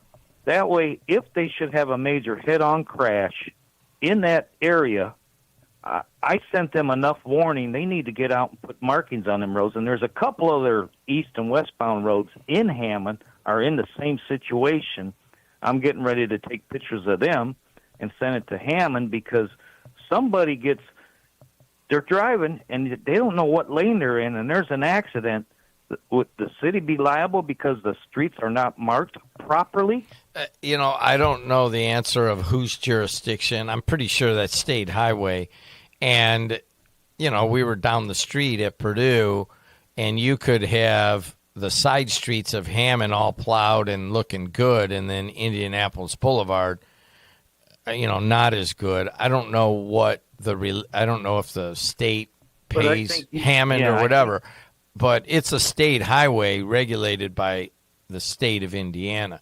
Now, this is a tough. You got three major parties here on this area here now that we're back here at our old studio. First of all, you're right. It's kind of a chewed up road, and it's state road, and I don't know who you talk to about maybe getting some money to paint it, maybe, patch it better and make it a better roadway. Okay. State, I think, could, has some splaining to do at times. And then the second thing is, how many times every day does the train stop or go real slow and just cause, like, Lynette couldn't get here the other day. She had to wake me up at 5:30 and say, hey, the train stopped. I can't get across. So I had to get up. And then right when I was coming in, she's like, all right, I went all the way to Klein and I was able to get all the way around. So this train here doesn't really give a lot. And then there's been, and I smell it when it rains, there's a consistent odor of some, that pipeline smell, near the corner of 165th and Indianapolis Boulevard. And so it's a rough area. And that's you know what? That is not a good thing in that you have these major tourist attractions right here in Hammond. I mean, it's the largest Y in the world. You get massive tournaments here at the Sportsplex. And across the street, Hutamaki just put in tens of millions of dollars, right? And then you have a smell at 165th at Indianapolis. You got the train stopped, and you got nasty roads. That's the trifecta there. Three more things to mention. I'll let you go. Number one, because your face is red, I take blood pressure pills. And if my blood pressure goes up, my face gets red. So that might be one problem you have. All right, thank you. Second thing is... All right, go ahead. No. Let me mention two more things. I'll let you go. It's nothing to complain about, but I'll let you all know about it. It's happened. Last week, a pickup truck was hit by the South Shore trains in Hammond. Yes. And then the second train accident was down in either Jasper, Newton County. Amtrak train hit a semi crossing the railroad crossing. So you might want to talk about, train safety and people not to go around gates and please, when you're crossing railroad tracks, even if the gates are up, look, because you never know if those things are going to malfunction. And to let you know, I'm enjoying my last day, and then tomorrow I have surgery on my right eye. Okay, and then May 5th I have it on my left eye, and then finally I could see really how red your face will be if you need to start taking blood pressure pills. All right, thanks a lot for the phone call. 219-845-1100. Lynette, I'm going to blame that on you. When I'm sitting over there, your camera, you look red. I know I do. Yeah. Maybe it's this light over here. And I looked red when I was sitting there. I go, man, I haven't even been outside. I don't have any, sun. I don't know. You figure it out. I was going to comment on something he said, but I'd much rather talk about being red or not red. All right, let's take some phone calls. 219-845-1100. I'm Jim Deedlow, filling in for Chuck Pullen, who is on assignment. And I agreed to send Chuck Pullen, Bob Starkey, and one of our guys, Ben Cowart, to Las Vegas for the National Association of Broadcasters show. And I am so surprised we didn't set up a phone call with Chuck Pullen this morning. You know that? Why don't we call him and wake him up? Hey, you're on the air. How are you? Hello, you're on the air. Hello, is Jed there? Somebody waited a bunch of time and then left. Let's take another one. 219-845-1100, 729 in the Calumet region. If you're listening at another time, then that doesn't matter. Hey, you're on the air. You forgot one word, Jed, about this road. Yeah? It's transformational. It's transformational. What road? And first of all, this road to nowhere. Oh, talking about 177? Yeah. All right. So just to remind people that are just tuning in and didn't hear it, Doug Ross wrote a really good article about Hammond Mayor Tom McDermott slams the town of Highland over attempts to make a closure permanent. 177th, which leads to all Hammond businesses. Part of it's in Highland. And evidently it's going to cost them $730,000 to repave 177th. Highland saying, hey, why doesn't Hammond pay for it? Because that's their businesses. South Shore Convention Visitors Authority that's over there say they don't have any money to help with it. So it's kind of sitting out there, and it's a nasty piece of road. But anyways, go ahead. Well, like I said, I went to the License Bureau and I got a wheel tax of $25. Am I the only one paying the wheel tax? Because I thought the wheel tax was supposed to take care of stuff like this. You could tell I'm a steel worker, huh?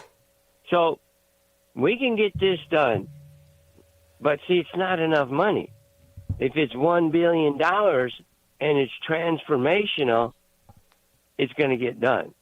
But something for $773,000 that supports all those local businesses, I'm thinking nobody else got the wheel tax, Jed. That's what I'm thinking. I'm thinking I'm the only one that got the wheel tax. What do you think? I seen it on my BMV thing. MX pays $25 for a wheel tax. Well,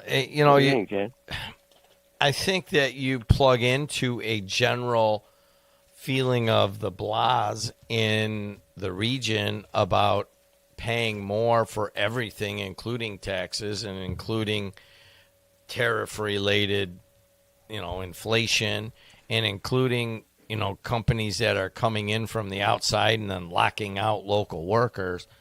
As Bob said at the outset of this show, there's just a lot of pissed off people in the Calumet region right now, and rightfully so.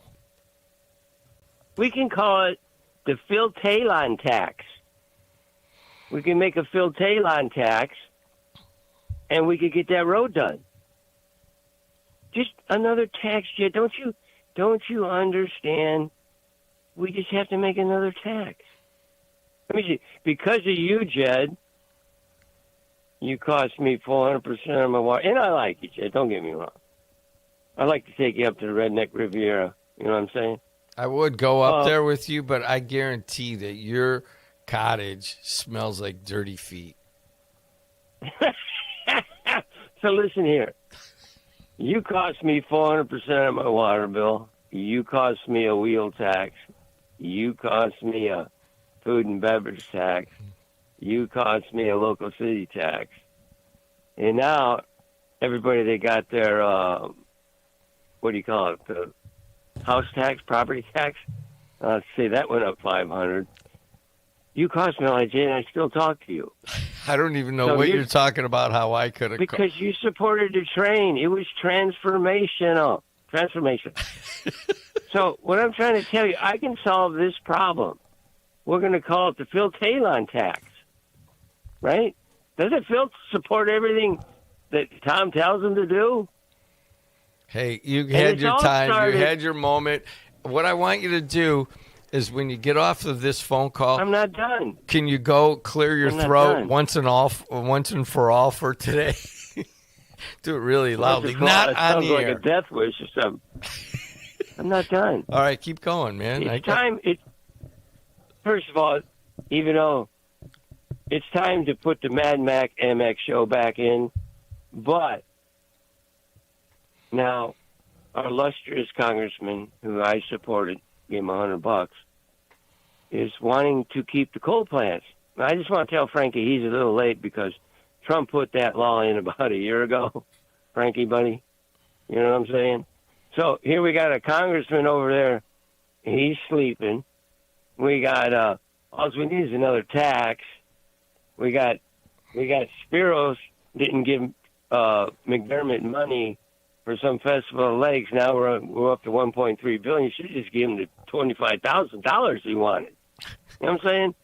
All right, man. Hey, literally, I got to move on. Let this go. Let me say something. Lynette hung up on him. Lynette, you know what he's going to do? We're going to leave the door open here one day, and he's going to ride that loud as hell motocross thing he's got up and down the hallways here. Now that I've cleaned everything out, he could actually go in circles, right? So we got to watch out for that, okay? We need to put a sign out front that says no motorcycles allowed inside the building, especially since we just painted everything. Hey, let's take some more phone calls. And I want you guys to get to the point and be on target. Hey, you're on the air. What's up? Hey, my name is Charlie. How are you? Charlie, how you doing? So I don't know who you are. You popped up on YouTube, and you're WJOB, right? Yep, in Hammond, Indiana. Where are you calling from, Charlie? I'm actually in Georgia. So I'm doing some research on your show. There's actually, you guys have some great history. I'm not trying to be a wise guy. How long have you been with WJOB? Well, thank you for asking. I originally worked here in 1984, and then I worked here for a couple of years, and then I came back and bought the station in 2004. Actually, my wife bought it. Hold on, you own the station? Hold on, you own the station? I do. Oh, wow. Are you surprised because I look like such a schmuck? No, I'm not looking at you. No, I found the history of WJOB. Actually, I'd like to do a radio show. But I'm like I said, I don't know who you guys are. I'm 20 minutes into you. So you know what the Sun Dodgers show is, right? You remember that show, correct? The Sun Doctors. No, refresh my memory. No, Dodgers. Well, it says one of the most popular shows of that era was the Sun Dodgers show, which featured every night from 12 o'clock in the evening until 4 a.m. with Wayne Osborne as the announcer and Dave Erickson. I know who Wayne Osborne is. I didn't know that. All right, yeah, go ahead. So what about it? Well, wait a minute. You should know your history better than I do. You should know your history of your show, right? Well, what did that Sun Dodger show have to do with WJOB? No. I mean, I would think that you would know the history of the radio station that you own. You would know the talent. You would know the background of the talent. No, I'm reading this. I'm just trying to figure out who you are. All right. Well, so I'll just give you the Reader's Digest version. I'm just the owner that's filling in today. So my depth of knowledge of all of the local and national issues is much better on the sports side than it is on the political public policy side. So if I'm disappointing you in any way with my lack of knowledge, it's almost by design because I'm mostly a sports guy. But I'm glad But you own the station, right? You own the radio station. I do. So can I ask you a question? So did you buy it, or did they just give it to you and you took it over? I bought it. My wife So bought do you it. have like advertisers? Your wife bought it. So do you have advertisers? Do you have like a whole lineup of hosts during the day, or is this just an online thing? It's a real radio. There's 2 radio stations. It's AM and FM, and it goes all the way across most of Chicago and then over a bunch of parts of Indiana. So that's it. So if you got any other questions about that, you could call on the business line, and I'll talk to you because when I'm done here, I don't really have anything to do.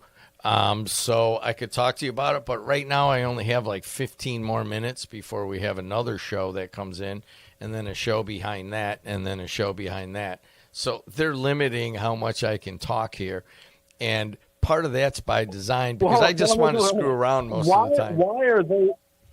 Why are they limiting? You own the station. Why are they limiting anything? You own it. Oh yeah, but I have directed others to make the decisions about what should be on the air, and my producer's going crazy right now that I need to take a break.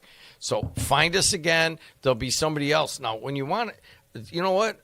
Tomorrow, a woman named Verly Suggs is going to be sitting here where I'm sitting right here, and you could call her in, and you could ask her, she knows the history of everything, even of WJOB. Well, let me ask you a question. What are the chances of me? What are the chances of me getting a time slot on this radio show? All right, it's a great question that you just asked.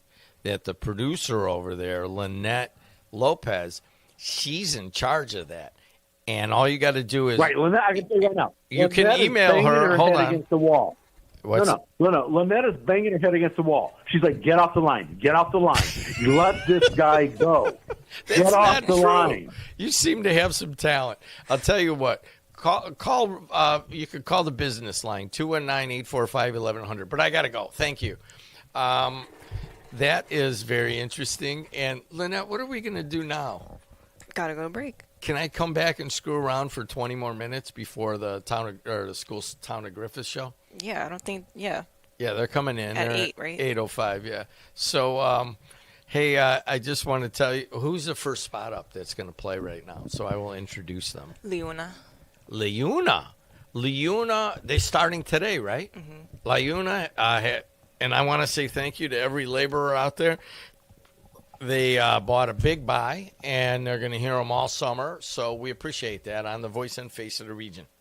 This is National Work Zone Awareness Week. I'm a victim of being ran over by a semi while I was flagging. The person wasn't paying attention, and they hit me with their vehicle. I seen a accident where we were the first people to walk up, and that picture will never leave my mind. I've seen people get hit before. It's been horrible. Construction zones on roadways and bridges are more than just cones and equipment. They're the workplace for thousands of dedicated union laborers. Everybody has a family that they need to get back home to, so please just pay attention to us out here while we're working. We all have family, and I know it's a pain in the ass, but we're trying to make the roads better for y'all. We're doing this for everyone. We're hardworking Hoosiers, just like you, and we all want to make it home safely. People would just take a couple seconds to pay attention. Be aware of where we're at, where the cone zones are at. We're all in this together, and we're all just trying to be safe. This is Brian Short, business manager for the Indiana Laborers District Council. Everyone deserves a safe place to work. Do your part in the cone zone. Slow down, save a life. We're all in this together. A message from Laborers International Union of North America and affiliated locals. State Senator Dan Durnell was supposed to be different. He promised to fight for Hoosier families and stand with President Trump. He failed.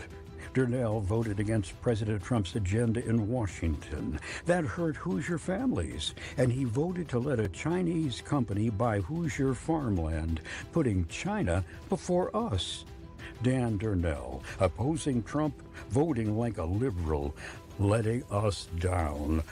A disgrace. President Trump has endorsed conservative Trevor DeVries for state Senate. a real Republican who will fight for Hoosier values. Trevor DeVries will stand with Trump, protect Hoosier farmland from China, defeat the liberal agenda, and never let you down. A true America First conservative. The right choice for Indiana. Endorsed by Trump, Trevor DeVries for State Senate. Election Day is May 5th. Paid for by American Leadership PAC. I'm Jerry Williams. For over 35 years, I protected Lake County as a state trooper and interim police chief of Gary. This is my home, and keeping our community safe has been my life's work. I've dedicated my career to fighting crime. Now I'm running for sheriff to get the job done and deliver real results. As a crime fighter, not a politician, I'd be honored to have your vote. Paid for by the committee to elect Jerry Williams for sheriff.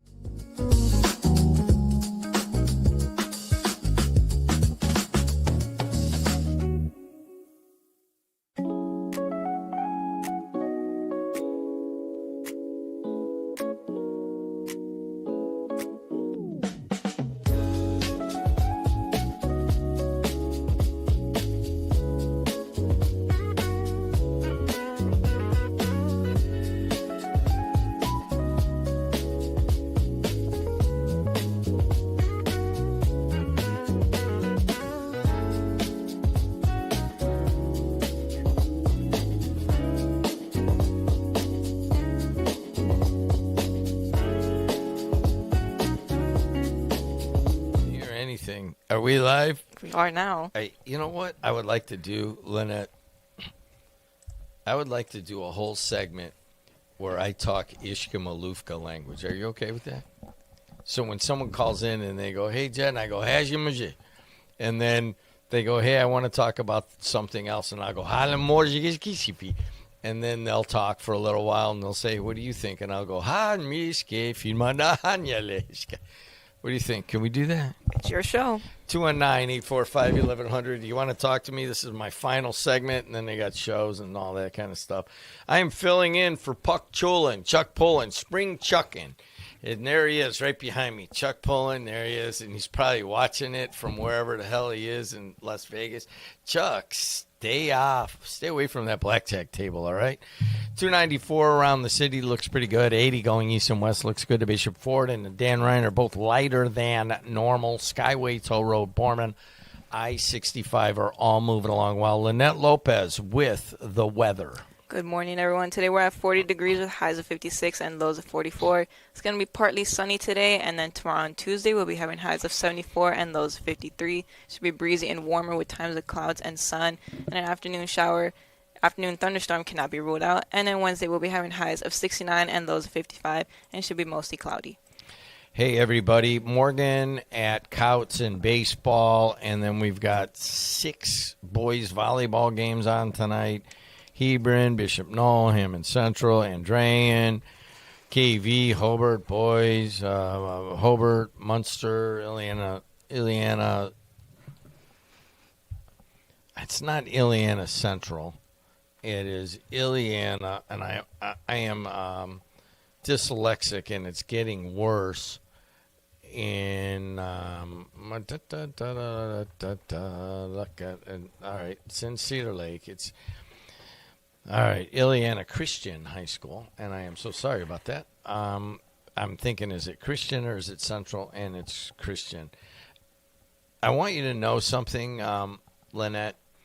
When you tell me something like you did Friday, like we do not have political ads over the weekend versus we do have political ads, when you're dyslexic, and it's a reflexive thing, it's yes or no, that can be very difficult.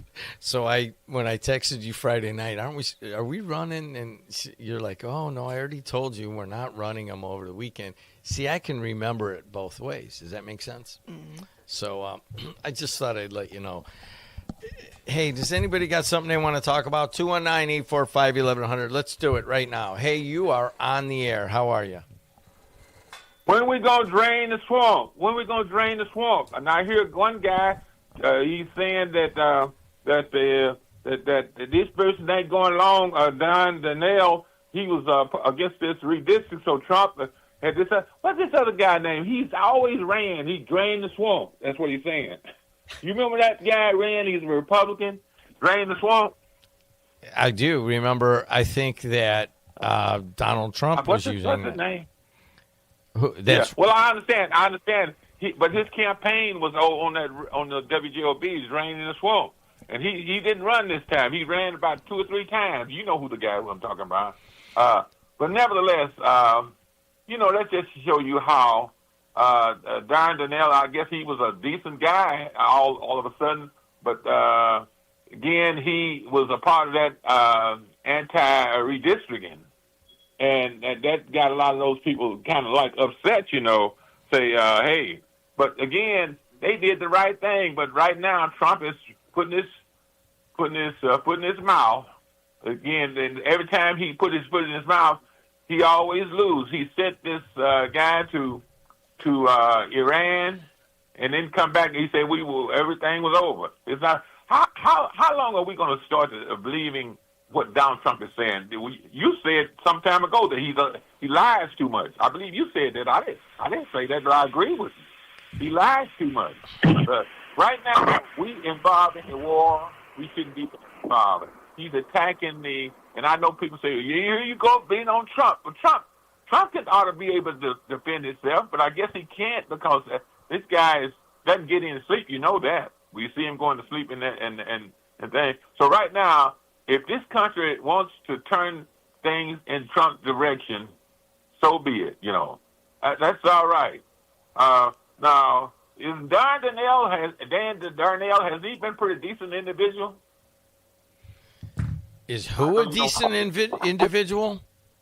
Dan Darnell. I'll just tell. I've known him pretty much all my life. Our dads hung out, and I am a big fan of the character of Dan Darnell. Now, I don't want to get in the middle of this election and for primary. He's running against a transactional risk insurance agent by the name of Trevor DeVries. That's how the Indy Star describes him. From what I understand, Donald Trump did it around the state of Indiana, and he hasn't, through support behind a number of primary challengers to anti-districting Indiana senators, of which Dan Darnell was one of them. What do you think Trump's trying to get across? What message by going after these state senators? Well, basically, what he's doing, he's underwater right now. He's trying to, those people who don't agree with him, don't carry his message. And he has all people in the administration, not only these people here running there, the people in this administration, question about he's going to get firing. How long do we take this, Jed? You know what I'm talking about. You say you don't want to get into it, but I'm just simply saying if he tells us one day that this thing will be over in 5 days, this war, and all of a sudden now we give him another thing, or we're going.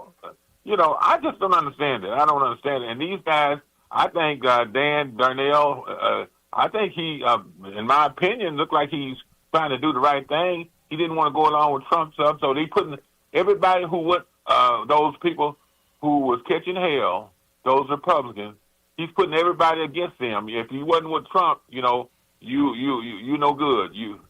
I don't understand that. Well, I really don't understand. I think what you're two things that you are exhibiting with what you're saying and what you've said in other phone calls is that, number one, there's a lot of people that can't understand anything about what's going on. All right, hey, Ron, we're going to hang up on you. Got some interference, okay? Thanks a lot. I'm just going to address what he said. So, I think in general people are like, what in the hell's going on in America? And I understand that. We try to do our very small part here, talking about things and letting people talk and just kind of going back and forth. And not only can people not understand what's happening, because it is very confusing, but people are pissed. And that was the first phone call I got today of, 10 phone calls. It was Bob from Hammond. And he said, you know what? People are pissed. Now, here in the region, there's lockouts going on. We're certainly coming into the traffic season. We got a kind of a train that costs a lot more than it was supposed to opening up. And that's good news that it's opening. It's not good news that it costs too much. But we are getting hammered on taxes left and right here in the Calumet region. And the state of Indiana, as Bob Starkey has pointed out here, came up with this great plan to say, hey, we lowered taxes. All they're really doing is pushing it on the local municipalities that now got to raise taxes. And so it feels like there's a zillion taxes going on at the same time. And if you're mad about it, I understand it completely. I comprehend that part of it. So you've got confusion and you've got anger going on in general. You can hear it almost in every phone caller. I don't know what to do with that. I feel like we're at a phase in America. We're at a phase in the Calumet region. And hopefully it'll get better over time. Let's take one more phone call. 219-845-1100. Come on in. Hello? Hey, is Jed there? Can you hear me? Is Jed there? Can you talk up? Hello? Can you talk up a little bit? Hello? Can you talk up? Hello? Hello? He can't hear me or something. Can you hear me now? Yeah. Hello? All right. Hang up. They're playing or something. Hello? That's my job. Come over here and sit down, will you? We have more phone calls. Let's take one more. 219-845-1100. Hey, you're on the air. Hey, you're talking about the road out in front of your studio or whatever, right? Yeah. It just ain't there. It's everywhere in this county. These roads are so pathetic. They're just, I visited what they call a third world country, the Dominican Republic a couple months ago. Their roads are 100x better than ours in a quote-unquote third world country. This Northwest Indiana is worse than a third world country. It's a total hellhole, and they ought to be ashamed of their roads. They're terrible. Why do you think that is? What do you mean? I don't think. Well, obviously, maybe they're just, well, it's government. They just piss money away everywhere. Instead of that $1.8 billion stupid train that nobody's going to ride, why don't you pave your roads? They're pathetic. You know what? You are exhibiting something I just said, and that people are angry. You don't necessarily have the confusion. Yeah. You seem pretty straightforward about things, but you have the anger. Tell me about it. What are you so angry about in general? Our tax dollars. If you're going to do stuff, at least basic services, pave a road right. 65, MX could catch air on 65 if he drove a dirt bike down it. They're big 3-year-long patch job between 94 and Route 30. It's like a motocross track. It's just pathetic. And every other road, too. It's bad. I was reading, Randy Niemeyer. He put in that I guess they're going to do a study like when, they have that milk delivery company or whatever. And so they send out a lot of trucks. And he said that for whatever reason, we keep designing bridges. When you get down to the bottom of them, there's a dip. And I'm like, you know what? I have said that to my wife, too. I'm like, why is there a little dip at the bottom of this bridge? And there's just one more thing to think about. So, hey, man, it's good to hear from you. Thanks a lot. Your name, sir?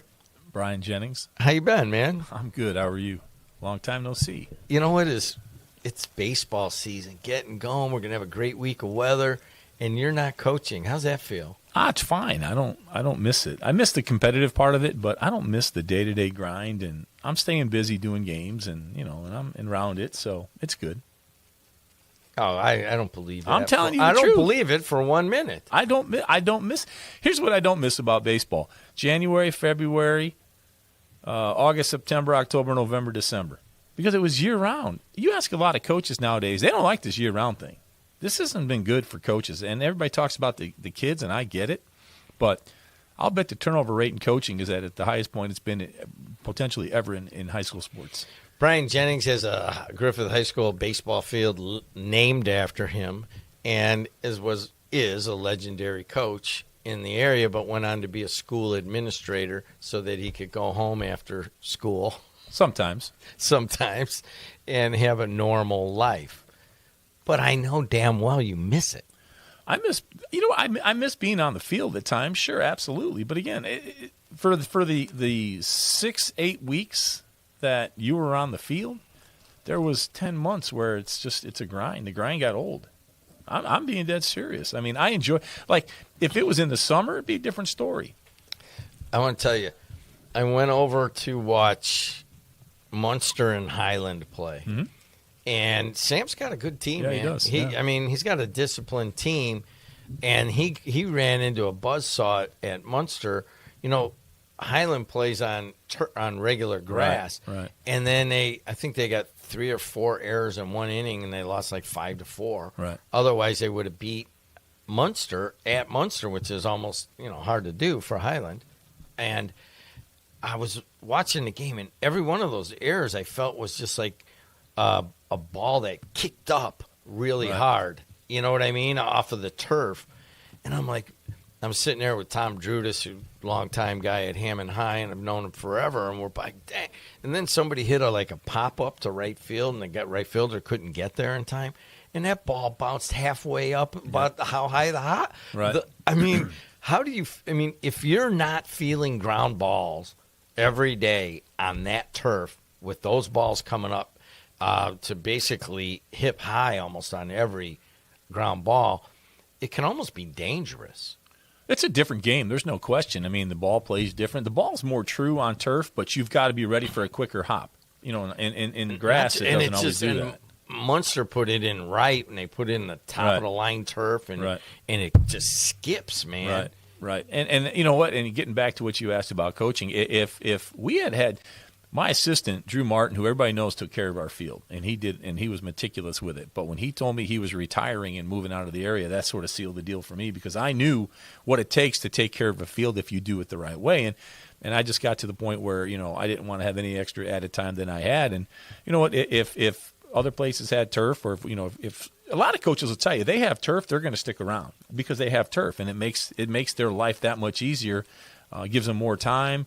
They can practice and get out of there. They don't have to stay after school for an hour after practice or a game to take care of a field. There's a lot of variables that come into play, but at the end of the day, the grind is what's doing it to coaches. There's no question. I can't see any school district not planning on putting in turf. Right. I would agree. Unless you got, you got somebody like, maybe Andrean might not go that way, but when they build a new stadium, they'll put in turf. I guarantee. You have to, because as Sam says, it could rain, and 20 minutes later you can play the game. Right. It could storm. You're right. 20 minutes later you could play the game on turf. Now Munster used to have just the infield turfed, and then their outfield. Remember, you'd be sitting at home plate, and it would look like the right fielder's like 4 feet lower. You see his half. Right, exactly. You know what I mean? And now it's a beautiful thing. I mean, you could play right after that, or you could play when it snowed. They just come out with the rubber tires and kick it away. And then you have that. Right. And those guys that have that aren't playing games right now. Right. And they're not able to get them in. Well, the other side of the coin, too, is that gives you another facility in the offseason. You can practice, junior high football out there. You can practice, soccer out there, whatever the case is, because you're not tearing it up necessarily. Now, you got to watch what cleats you wear and all that kind of thing, but that gives you an added practice facility. It gives you an opportunity to have other facilities for PE classes and things like that. So I think it's practical.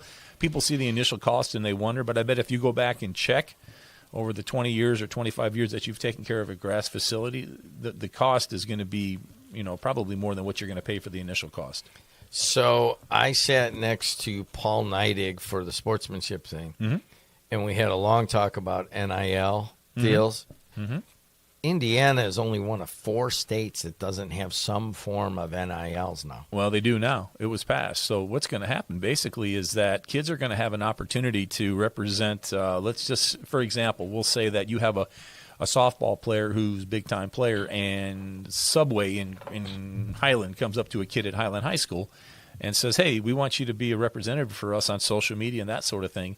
They could be compensated for that. They just can't wear anything that says Highland. So it's here, basically. They had to do something because the state, obviously, is, the legislature is getting involved in all kinds of things. So they had to be open-minded to it. And I can pretty much promise you to a person that nobody wants this, but you have to do what you got to do today. I went over to that Munster Highland game. I started to tell you, and hello, how are you? I talk to everybody, and I go and I sit next to the athletic director, Mike Schultz, whom I've got to know pretty well. And I'm a little bored, so I know what's going to get him going. And I want to engage him in a conversation. I'm like, Mike, maybe it's time for NILs at the high school level. How do you think that went? That didn't go over well.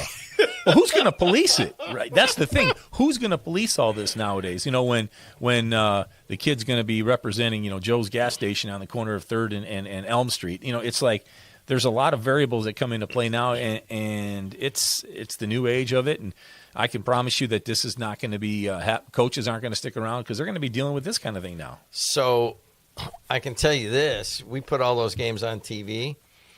If they do a blanket NIL where it's very easy for bigger brands to probably more with a team than an individual in the beginning, that would be a boon for advertising of your Griffith Panthers. I mean, think about how many I could think of 4 or 5 businesses in town.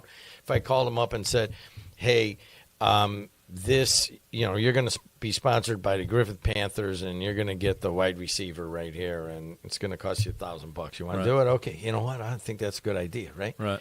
And, but I don't think that you can hold it off much longer. I think now, one of the things that Schultz brought up, and he knows it as well as anybody, I'll be honest with you, and I wanted to hear what he had to say, is that you could hold the money until they graduate.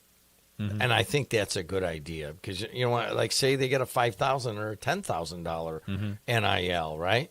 And then they've got a bunch of social media followers, but they want to do it through being an athlete. Right. All right, gosh, here's your $5,000. We're going to put it in an interest bearing, blah, blah, blah. Here's your 6.5 when you finally graduate, right? Take it to college with you. Right. What do you think about that? I think in theory it makes good sense, and it keeps the kids honest, so to speak, and it gives them something to strive for once you get out of there. But I think the families may have something to say about that, depending on the location. Especially if they need them. That's need exactly the money. The point, right? So yeah, it's not going to be easy, but it's coming. And I'll tell you what else is coming. The School Town of Griffith show. I do want to make sure that you guys know that the Heartland Sports Network actually moved into Griffith High School. Or is in the process of moving. Yep. They're moving, getting things moved in now, getting some things done technology-wise to make it a little bit easier for everybody. But we're excited for the relationship. We're excited to have them there. I think it's going to open up a world of opportunities for them as well to do some different types of production. And, yeah, it's cool to have you guys around. So it's going to be a good partnership with us. Our kids are looking forward to getting involved in some capacity. And, I know we have some things that we're excited about maybe for next school year that we got to talk to you guys about. But you know how many other athletic directors are like kind of wish it was their school? Well, when the whole thing hit, when the opportunity came up, I started thinking about it. I'm like, wait a minute, Channel 50, when we were young, WWCA with Jim Barber and those guys, John Premitz and all them, and Bob Alvarez, they all started there. And I can remember watching games as a kid. I can remember watching Friday Night High School Scoreboard, probably watching you, not even realizing it. And I just said something to our principal, and we went and talked to Leah Dumasic, our superintendent, and we made it work. So we're excited. Yeah, we're excited too. Plus, I don't have to see Sam and Ben and all these other jamokes. The feeling's mutual. Don't worry. Don't worry. My wife told me that, when you see like one of your friends or you have them, you can't just rip on people on the air like you do. And so I am showing great restraint in not making fun of you right now. You So know what? You better watch it. You know what? John Friend told me a long time. I don't worry about it with you because it's going to happen either way. But John Friend taught me a lesson a long time ago. He said, "Don't upset the people that buy the ink by the barrel." That was the greatest piece of advice I ever got working in this profession, coaching, whatever it was, because obviously they had the last say. And I may not be sitting here and you'll be ripping on me. I know how it works. People are telling me things. I got Sokowski in my ear all the time saying you're saying things. So, it is what it is. But this is cool to be back in here. I know that, it is nice to be back in the building. We'll talk about that. But, see, I know who I can make fun of and they're not going to get their feelings hurt. First of all, you have to have feelings, and I'm not really sure that you do. I do. All right. See, that was a dig right there. Hey, I got to end right now. I'm done. School Town of Griffith is up next. Jennings is going to host it. I'm done. I'll be back.